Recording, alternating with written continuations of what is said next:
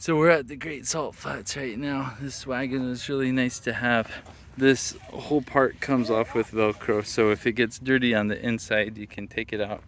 There's a Velcro strap underneath here so that you can just lift up the whole body and it will fold up the whole thing.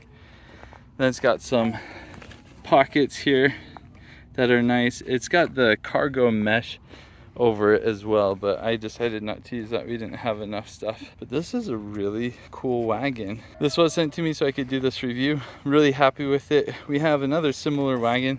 I like the big wheels on this, and I like how it folds up. It folds up really nice.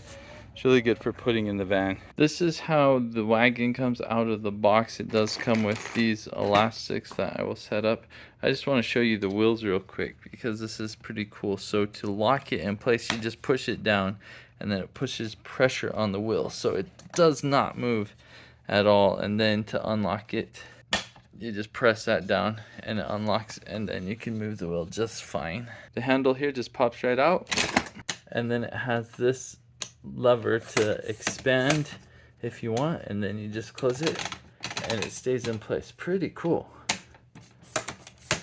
And then to set it up, you just kind of pull it out. And yeah, I just did that with one hand. That's all there is to it. Really nice. So you got this part that goes over that. You've got a strap for strapping things in. You've got a bar on the back. Really big wheels. This is what it looks like folded up. So it does have this case that you can put over it with some straps here. And then with the handle here, you can just easily pick this whole thing up. It's not too heavy and it stores really nice. You can see it fits really well in the back of our minivan. Plenty of room for other stuff as well.